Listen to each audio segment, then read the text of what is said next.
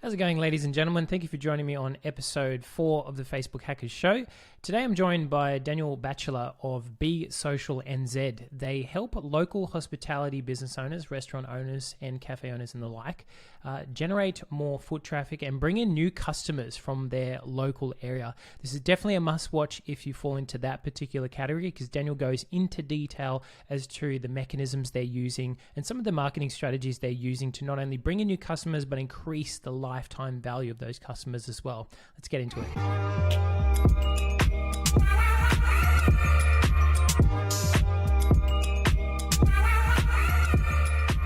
I've got Daniel Batula from Be Social.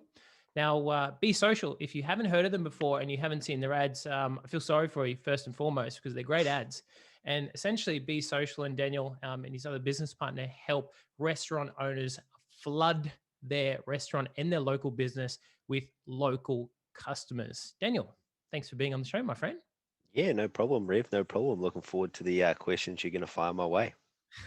Absolutely. Well, question number one, Daniel, how'd you get into what you guys do? And I guess more specifically, what do you do?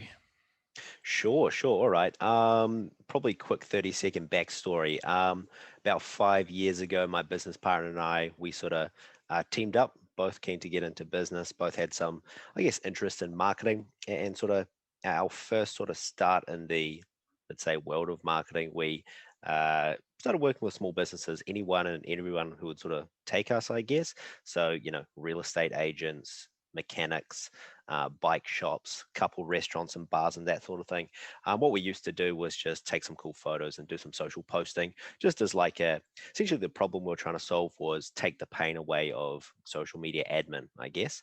Then sort of realized, hey, if we're going to take it serious, we need to focus on one niche. So then we said, look, let's focus on hospo. We like food, we like drink, so let's put our energy there. So from there, grew a small portfolio of clients, continued doing Instagram posting, got into a little bit of video, that sort of thing, making them little snippet videos and stuff. But essentially, we ran into the problem of not being able to track what we were doing. So we'd make Yep. a post, hope that the restaurant's target customers would see those posts. Hopefully they liked them. Maybe they did, maybe they didn't. Maybe they came in and spent some money. Maybe they didn't. Just a bit of a guessing game. So that was probably like the first big revolution. Sort of realizing that if you're going to do marketing, being able to sort of prove or track what's going on is an important thing. So from there, launched on a bit of a journey to come up with trackable marketing strategies. So from there, built a range of different programs centered around trackable results for hospitality.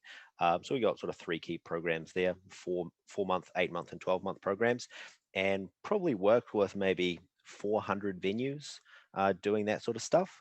Probably over the past 5 years, I'd say 500 venues we've done some marketing work with before. And today, probably working with about 120 clients, helping them with marketing. And we're just moving into a sort of a new revolution for hospo marketing, and that is sort of focusing on function, lead generation, and sales. So hospitality businesses that may have a function space where they can hire out for like birthday parties or corporate events. Typically, those can be underutilized. So we're focusing some marketing efforts on that side. Yeah, in a nutshell, that's the journey. Yeah, that's beautiful, man. I have to say, I definitely resonated with the whole kind of organic social posting. Mhm. Going way back in the day, my first entry into any sort of Facebook marketing, a bit over 8 years ago, was just in a fitness business. As you would know, it's just like you're your own walking billboard, and you'd post as much stuff and as many motivational quotes and nutrition tips and everything as you can on that Facebook feed or that Facebook page. Albeit, reach was a lot better back then. Mhm. But that was the strategy, if nothing else. And sometimes you get great reach, and sometimes you wouldn't. And I think a lot of business owners are still kind of perhaps not stuck, but they don't know what they don't know, and they think that just having a Facebook page and being present on the page only is going to be enough to reach new customers. What's your thoughts around that? Yeah, I mean, social media as like a platform or let's just say an advertising medium changes a lot. But like the Wild West, once upon a time, um, people spent a lot of time, energy, trying to grow a lot of likes, a lot of followers on their social media pages. And I think the reason being was they think if I get a big following on, Facebook and Instagram, I can make some posts to my page, and all my target people are going to see those posts. Hence, I can get free marketing at my fingertips. And that was sort of a train of thought for quite a long time. But social media is definitely pay to play now, and it's been pay to play for a while, meaning you got two identical businesses, one that pays money, one that doesn't. The one that pays is always going to win in the long run, in my opinion. And then it becomes a game of how efficiently can you turn, let's say, a fixed advertising budget into the maximum number of results you're looking for. So people can still be of the thought pattern that getting likes and followers and organic posting is going to do the trick, but that's multiple years in the past now, in my opinion, where you've got some marketing assassins out there who look at all the little micro details of how to run ads. So it can be a bit of a skewed playing field if you're talking about the world of social media. But yeah, definitely pay to play. It's been that way for a while. That's probably, I guess, some concise thoughts about that. That's really good insight. When you think about it like out loud like that, you often find that, you're almost one of the biggest strategies I heard of is exactly what you mentioned, which was, hey, I'm just going to run a like campaign, get Mm, as many people to like my page. And I'm going to be able to reach those people again because they like my page. Facebook's going to show them to my followers, mm, Instagram and Facebook. And again, that was a pretty sound strategy way back in the day. But now that reach just isn't there. mm, We do have to pay to play, and we do have to throw a bit of money at it in order to reach out to people who haven't heard of us before. mm, Definitely. mm. What are some of your strategies? Don't have to give away the secret sauce. Generally speaking, what's your strategy in getting restaurant owners out there in a paid format? Yeah, no, that's a good question. I don't mind sharing all the secrets. I've got nothing really to hide. Um, I look at the subject of marketing for, let's just say, local business. You can have your more direct response side of marketing. Let's just say, in simplified terms, pay some money to get a specific result. Someone give you their email address, someone click to view your website or make a purchase. Let's just say paying some money for a specific result, and then you would look at success based on a cost per result. Let's just sort of put it there. Then there's more of like a branding side. Your social media posting, your cool photos, your nice videos, and Facebook lives, and building a brand. Let's just say branding. Okay, so I like to focus on the direct response side. Also, branding is very important. And I think once upon a time, it was all brand. And then it sort of got to a point of being all direct response. Now I'm seeing it pretty equal in terms of level of importance because they feed each other a lot. You can get cheaper cost per results by having an Mm. awesome marketing ecosystem, let's say. But an awesome marketing ecosystem alone is probably not going to give you enough of a lever in your business to achieve what you're looking to do. So um, if I'm talking purely on the direct response side, what we like to do is run social media ads. And the results that we're looking to get is a database subscriber. So we want people in the local area of a restaurant to give us their name, their email address, their phone number, and ideally their Facebook Messenger contact so we can re-engage with them on multiple channels. So we got their email address, we got their phone number, and Facebook Messenger. So we then use these three channels to re-engage with that database subscriber in the local area. We can send them offers, we can give them business updates, we can quiz them about questions in our business that we may be looking to do. So for instance, if I want to put a pizza oven in my restaurant, I might want to know, hey, what are the top 5 pizzas that people in my local area are looking for? Hence, I can ask them these questions. So essentially, we run social media ads to grow a database of locals, and then we monetize that local database. And what that does is it allows us to track what's going on, who from the database comes in, how much are they spending, are they first-time customers, yes or no? Are they having a good experience, bad experience? What feedback can they give us? And if it's negative, we want to catch it there. We don't want them to go to Google or TripAdvisor to leave bad reviews. But Yeah. essentially, that's sort of the direct response stuff that we like to focus on, and we do other things. Probably a bit too technical to focus on here, but in a nutshell, that's where our attention's been for the past number of years. Yeah, that's beautiful. I love that. Hey, Mm. how are you guys measuring that? Say if I gave you those details, those personal details of mine from a paid ad, how do Mm. you measure that I've seen an SMS or an email or a message through Facebook Messenger, and then I walk in through, say, Dan's Pizzeria? How are you guys Mm. measuring that? Sure. So, a couple different ways. I'll give you, let's just do, we got a simple offer. We have a garlic bread, let's say a fried chicken offer. Okay. So, I won't touch on what makes a good offer and what doesn't. Let's just say we have a promo in the restaurant that we want to do, and it's a 2-for-1 fried chicken offer. Okay. Come in, buy one, and we'll give you a complimentary second. So, let's say that's a promotion that we want to run. What we can do is send everyone on the database an email, a Facebook Messenger message, and sometimes, depending on how aggressive you want to go, an SMS blast. Okay, so we've got a database. Send this offer out to the database.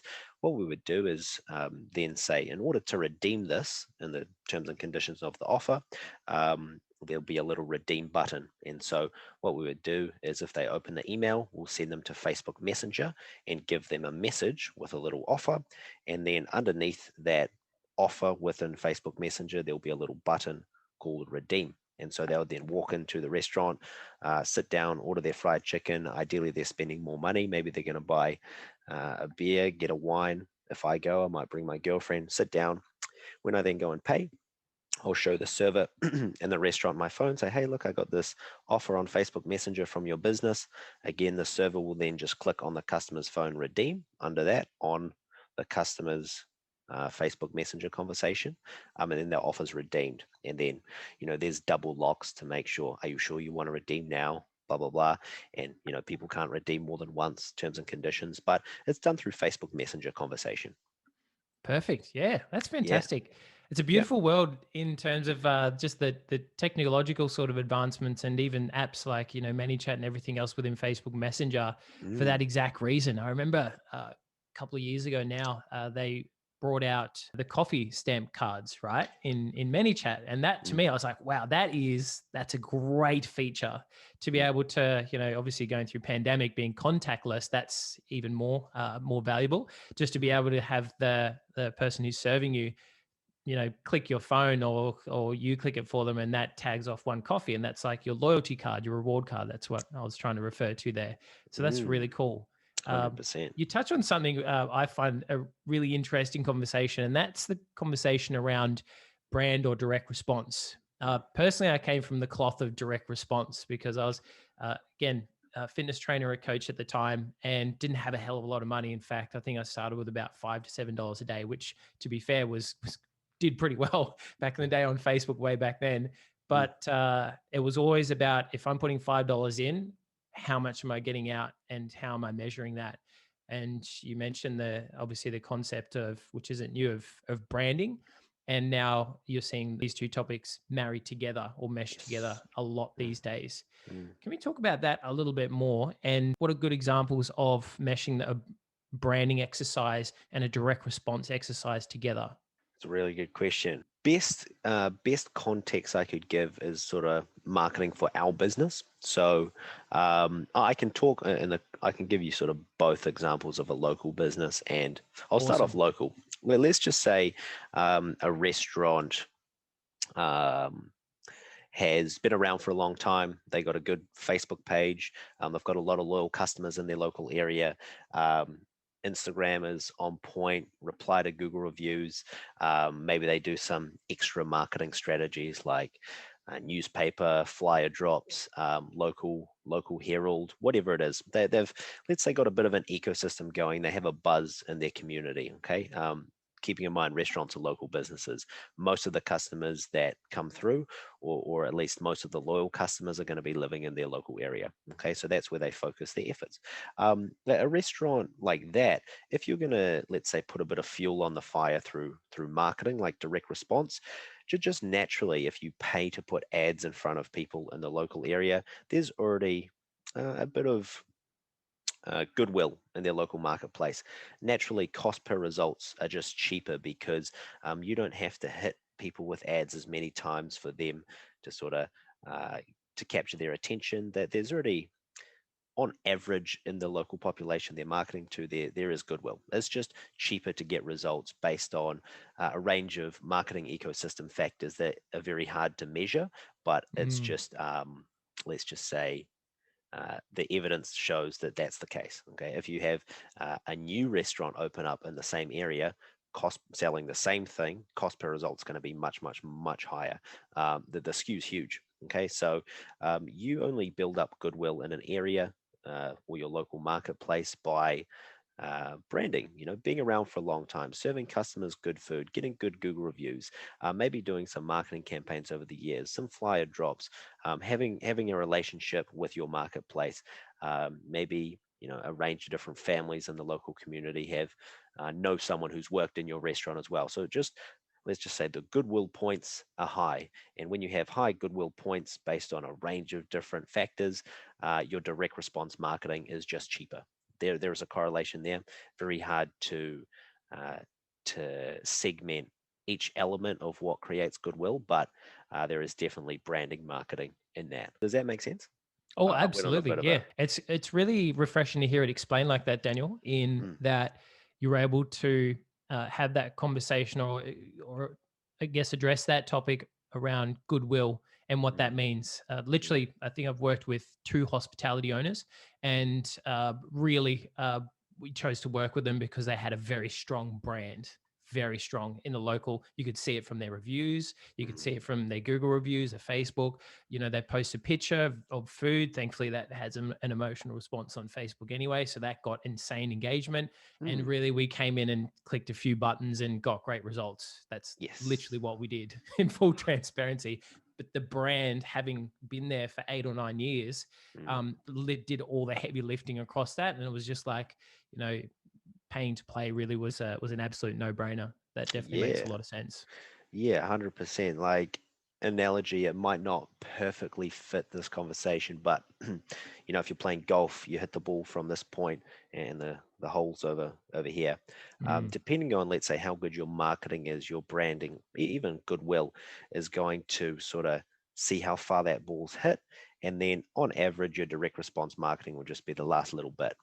Tick the ball in and sort of start generating you results.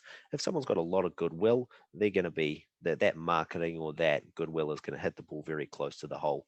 If they have a quite a poor, let's say, marketing ecosystem or brand awareness or goodwill in their local marketplace, the direct response has to hit the ball so much further on average, which essentially is just going to be more expensive. So that's another way to look at it. Yeah, yeah. No, that makes sense. Absolutely, Yeah. they complement each other, but it seems like branding does a lot of the heavy lifting in the Yeah. earlier stages. Absolutely. Mm, Hey, here's a cool. question for you. What was one of your favorite campaigns or clients that you worked with, and why? Interesting. Probably back in maybe 2018. We got a client, they're like a gastro pub in New Zealand. And essentially we ran an offer for them. And when we first started using ManyChat, we used an element called comment growth tool. So you would make a post and everyone who comments on the post automatically got sent a message. So the goal of the campaign was essentially do a giveaway. So it was a $50 voucher. Everyone who enters the draw gets a 2-for-1 taco voucher. We're like, cool, Oof, let's I'm sold mix a already. yeah, let's mix a giveaway, which naturally people like to win things, with everyone entering getting something super high value. Anyway, so we did that, and it got like 1,000 comments in like 2 days, which was awesome. And we didn't really spend too much money boosting it, maybe $50 or $100 over a 2-day period. But I just got so many comments, which essentially sent out a large number of 2-for-1 taco offers and hence drove maybe 10 grand in revenue in like a week or two, which was pretty cool, just because you spend so little money and you generate such a big result. And when we sort of did that, we're like, I think we're onto something here. This is good. So that was probably a pretty good one. Yeah, absolutely. I think you're onto something too. Mm, Obviously. yeah. Um, what would be your advice to say restaurant owner, cafe owner, someone in hospitality who is considering running their own ads for the first time?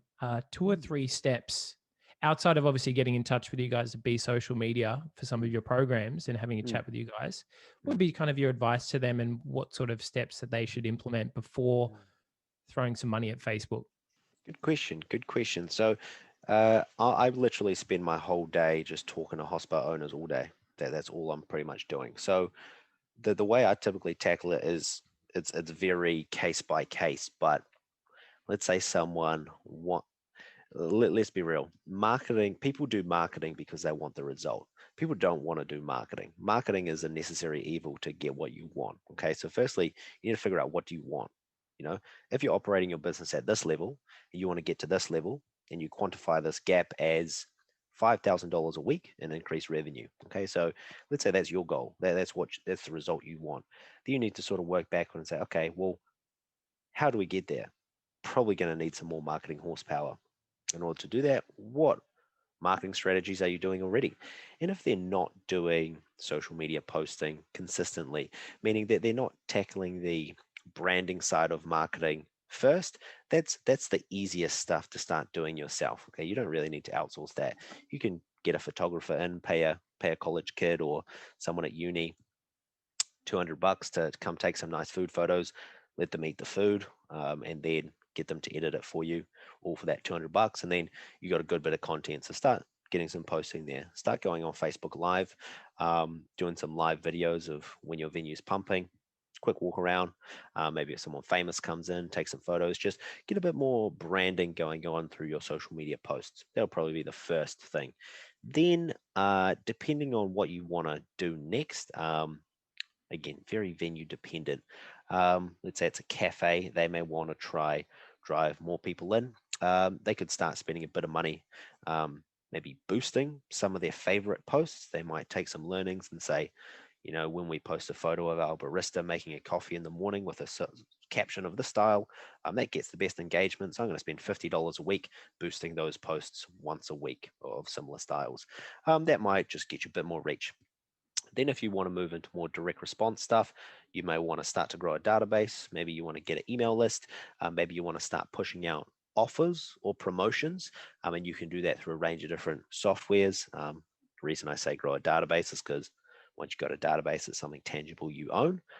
So maybe you want to go down the road of trying to grow a database. And if you do, spend money to get people to opt in to your database through maybe your website or Facebook Messenger and give them an incentive.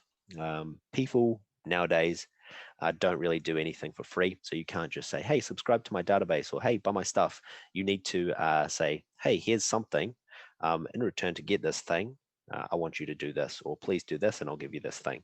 And if that thing is valuable to your target audience, that's how you can get people to start taking action. But maybe come up with some aggressive offers, promote them on social media, track how many come through, how many people come through and redeem those offers, keep a track of their spend per redemption of that offer, see how many dollars you spent on social media advertising versus how much revenue that offer um, gave to you if you're doing it in a very manual way, and then calculate ROI. If you're happy with that, keep exploring maybe those marketing strategies of offers to redemptions. There's a range of different ways to do it. It's really quite contextual though in terms of the most applicable things I could give, but that's a I guess a rough overview. No, that's good, man. Honestly, Mm, that's fantastic. Yeah, I really yeah, appreciate those tips. I'm sure our listeners will as well. yeah, man. Um, what what's been one of the most, you mentioned aggressive offers. I'm big on offers. I would say in my ecosystem of working with also mostly trade businesses, roofers, concrete resurfacers in the lead generation world, and a little bit of e-commerce as well. It's always been, this is going to be the first time they see us. Do we want to put an offer in front of them? If so, like 80% of the time, yes, Mm, to recoup on some of our ad spend. Then mm, it's always probably spending about a week or two, if not longer, on crafting several offers and testing those offers. mm, Some of them more aggressive than others. Obviously, the more aggressive ones tend to have a higher uptake. mm. What's probably one of the best offers you've seen, I guess, in terms of however you want to quantify the result it got? But what was one of the best offers that you guys ran or that a hospitality owner ran that had a Mm. massive outcome? It's a good question. Just talking maybe purely about offers. the way that I've started thinking about them now is a little bit different to when I first started. So, um, how do I explain this? If a business knows how much a customer is worth to them, they know how much they're willing to spend to acquire a customer. So if Absolutely. I know that on average a client that works with me is on average gonna stay with me for 10 months, and they might pay me $500 a month, so I might get $5,000 customer lifetime value. So if I run an offer for, hey, come work with me for a month for free, yeah, I'm down $500 in, overheads. I've got employees to pay and whatnot. But if I know every client that comes on board, on average, will be worth 5 grand to me, doesn't really matter because I look at 500, I look at 5 grand. I'm like, cool, these numbers make sense. The only confidence in offers comes from knowing how valuable a customer is to you. Okay, so if you rather than just thinking about what's the best offer going to be, like that's a really good question to look at, but only after you know the lifetime value of a customer. So let's say I know the value of a customer to me, then I can go quite aggressive with my offers within reason to make sure that, let's say, the cost of an offer to me as a business is relatively small versus the value I get from a customer coming into my business. Okay, so that's how you have to look at offers. If you look at an offer just for a face value, someone might say, yeah, I'll do a 2-for-1 fried chicken. I'm losing out on, I paid $20, like fried chicken costs $20. I'm already down $20. And then all these cheapskates come in and just redeem fried chicken offers, and it's big bad things. Okay. But if you say, fried chicken, there's a 20% food cost. So it actually cost me $4 to make. So I do a 2-for-1 fried chicken. I'm actually down $4. It's not too bad. If I can get a customer into my business, deliver a good customer experience, and they're in the local area, someone in my local area who I give a good customer experience, on average, out of 5 of them, maybe 2 of them will become some type of repeat customer to me over the next year. Therefore, the average value of a customer to me over their lifetime is $175. Therefore, I don't mind spending $4 acquiring a customer because it's not a crazy offer. But if you look at the offer itself, 2-for-1 fried chicken, that's expensive and bad. You're probably going to look at the equation in the wrong way. So understanding the value of a customer to your business is key, but even more key is making a customer worth more to you on average.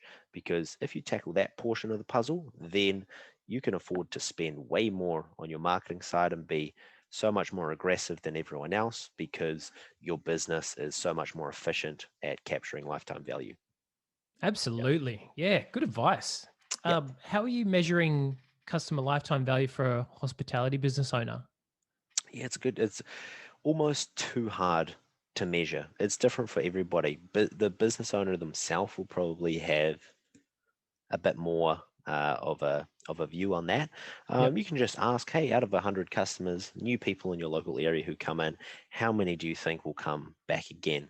They might say, I'd say maybe 40 of them will come back again. And out of those 40, how many people will come back again? They might say, yeah, maybe like 20. So cool. 1 in 5 will probably be a repeat customer or an ideal customer. So, I mean, it's just typically done through a conversation.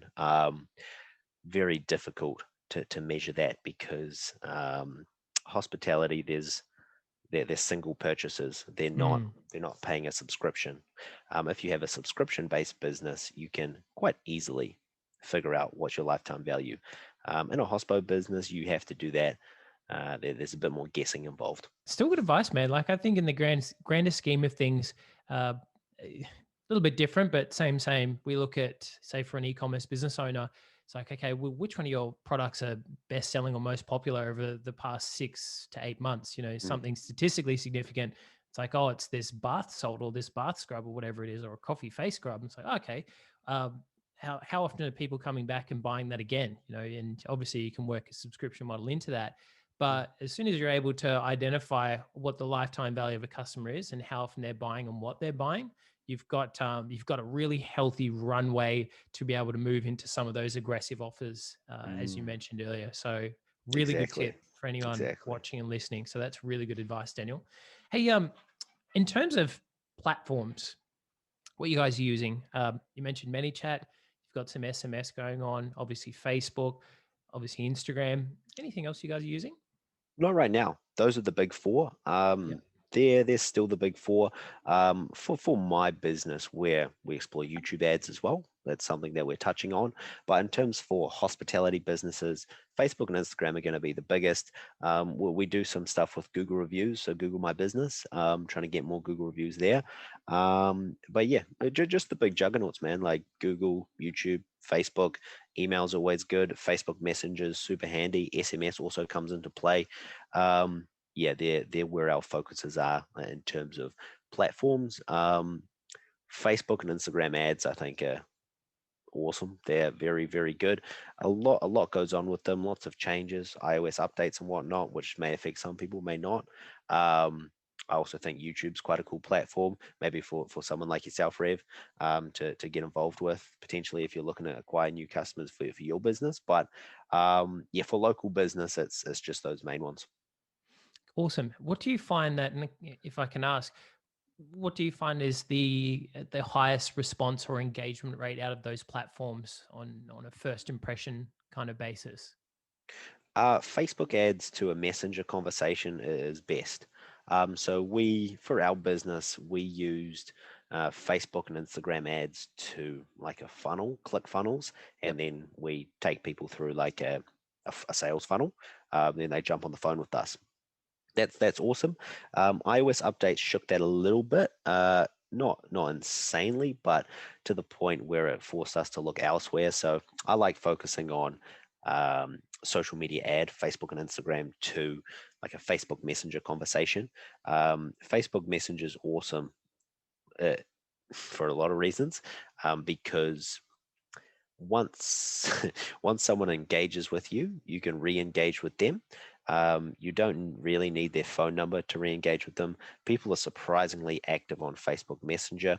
Naturally, it's a conversational platform. You can see when someone's opened your Messenger conversation. Facebook Messenger also shows you information about the person. So if they list their employment, naturally, just in that conversation in the right-hand corner, it's going to say lives in this city, is employed at this company. So you can see all that stuff. And yeah, naturally, it's just a conversational platform where people can conversate. You can send videos, you can send audio messages, and you can follow up with people super easy. I think I think Messenger's very powerful if you sort of know what you're doing. 100%. That's the first objective that I ran was a messenger bot, Yep. to sort of, you know, you could look at it as pre-qualifying people before I gave them a link to jump on a call with me, but it was really just a, hey, what do you do? What industry are you in? You know, what's your best selling product, service? Just so I had some information to talk to them about before Mm. going away and doing some research and then booking a call. And it was just like a ragtag video of me sitting there in like a gray Adidas jumper in front of a whiteboard, just kind of scribbling, going, here's why you shouldn't do X, Y, Z. Like pretty standard kind of marketing video, right? But it Yeah. worked really well. Haven't Oh really yeah. done anything much since in the old ManyChat bot ever since. Mm, But now you've mentioned it, I think I'll revisit that one as soon as possible. mm, Like mm. you touched on iOS really quick, which I just want to have a very quick conversation about. I don't want to spend Yeah. too much time on it because Yeah. it's kind of hasn't gone full circle. But um, we're using quizzes, Typeform. That was probably massively impacted with iOS 14 because we can't register a domain name with Typeform. Typeform, funnily enough, owns Typeform. Yep. But we can embed those quizzes on a ClickFunnels page and have ownership and measure all the conversions and events from that style. Two-part question.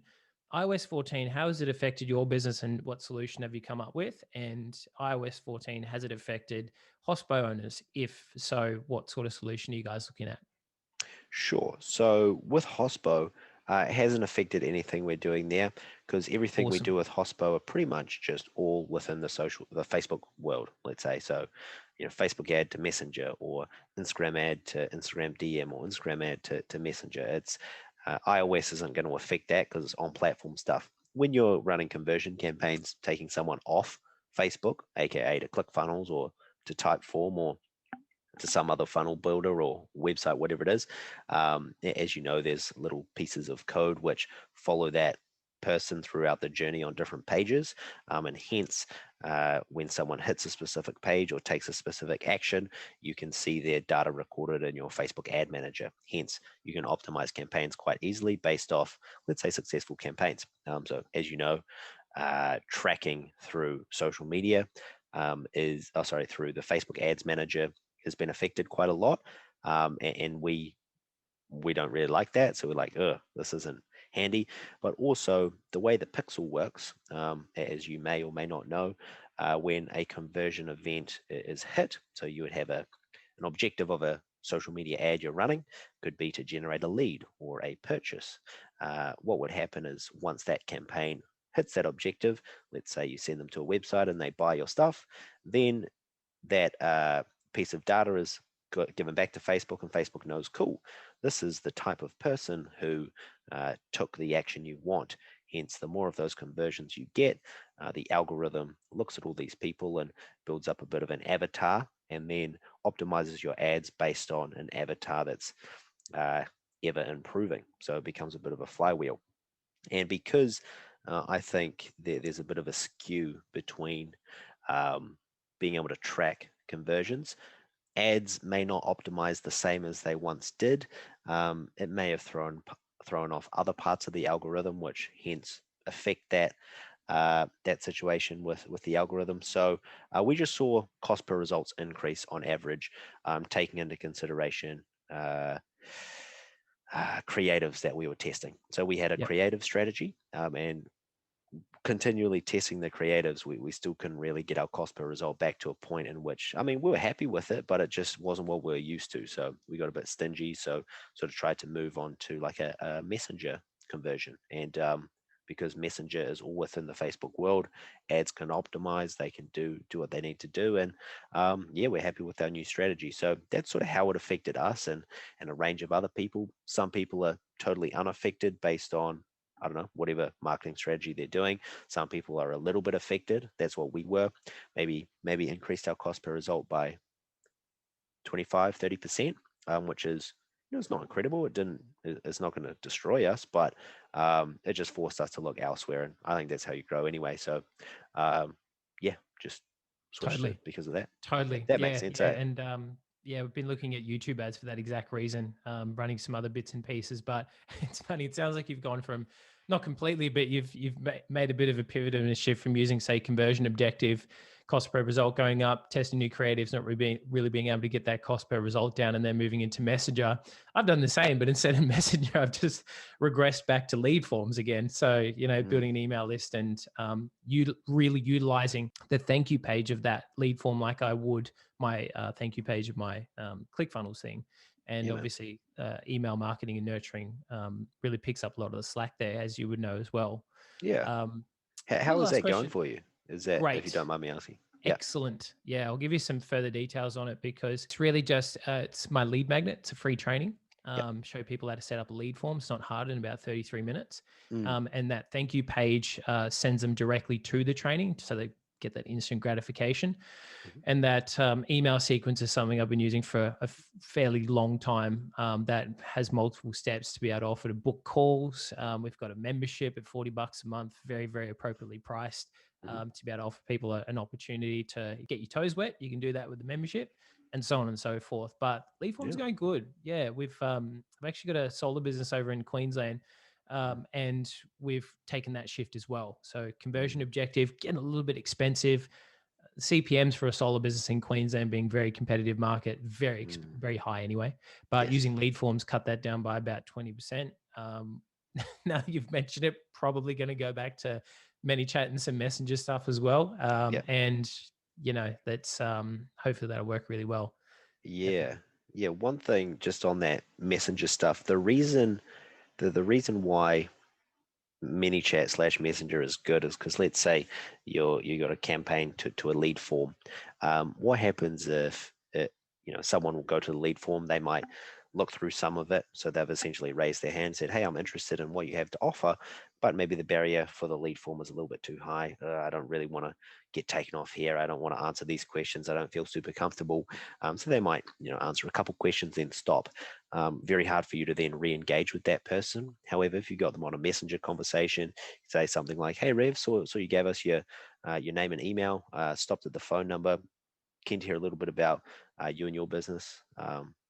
And then they'll probably reply. Then you can essentially have a team of people or an individual who would be an appointment setter for the business, and they would manually push those people through let's say conversational sales, and that's a very big advantage which you can't do with a lot of other channels, and that's the big difference, because your cost per result might be exactly the same on both, but then you chuck in a little bit of manual horsepower, your cost per result drops way down, just because you can push them through. Absolutely, man. Yeah, I definitely see that. Once you click that get started button, you're in. Exactly. You're absolutely in. Yeah, no, that's cool, man. Yeah. And look, last question. What's something that I haven't asked you today that I probably should have asked you? Probably the biggest thing that we did talk about was the understanding customer lifetime value. I think that's a good business principle to understand no matter what. But if you don't understand that, gonna lead to some other issues. Maybe sales stuff. We're big on marketing and sales, like the two go hand in hand. So probably maybe ask questions about sales. But all right, here's a question for you then. In that case, thank you, Daniel. What would be your advice to someone who's looking to improve their sales process? Generally speaking. I like a guy called Alex Hormozy. I don't know if you know Alex Hormozy. 100%. Gym launch. He's very, very good. I finished watching a video from him just before this, and he was talking about conviction. So he was saying you could have a super skilled salesman, and it resonates with me, hence I'm bringing it up. You could have a super skilled salesman who has quite low conviction in what they're selling, and their close rate's probably not going to be super good. Whereas you could get someone who, let's say, my girlfriend decided to get involved in my business, and she believes in me 100%. And I say, look, Charlotte, you're gonna get on the phone, and you're gonna be sales. She's like, look, I back you 100%. I know what you're doing is a great thing. She might not have too much sales skills, but her conviction and her sort of belief in what we're doing would be so high that she'll probably close deals just based on having a good level of conviction. So probably double backing and focusing on, in what extent do you believe in what you're selling?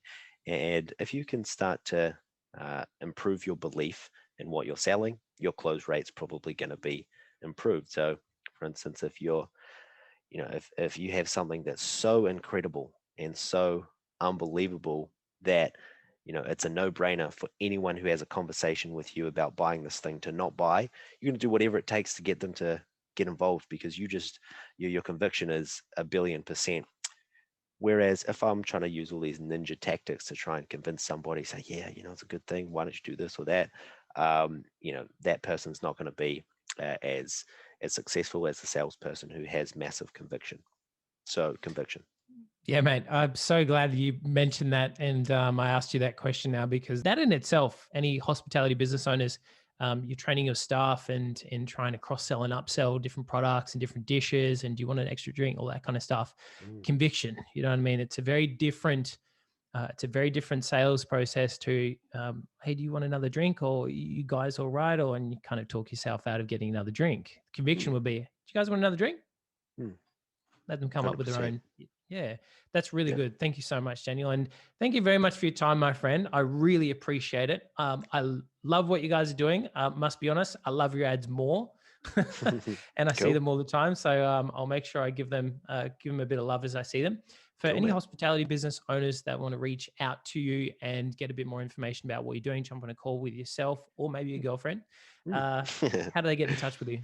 Yeah, probably just go to our website, besocialnz.com, or look up Daniel Batula on Facebook. I have like a business page there, and you can probably flick me a message and someone will respond, or Be Social NZ on Instagram. They're probably the best ways to get in touch, or flick me an email, daniel@besocialnz.com. Beautiful. Thank you so much for your time, Daniel. You have a wonderful rest of your day, my friend. Appreciate it, Rev. You too. Cheers.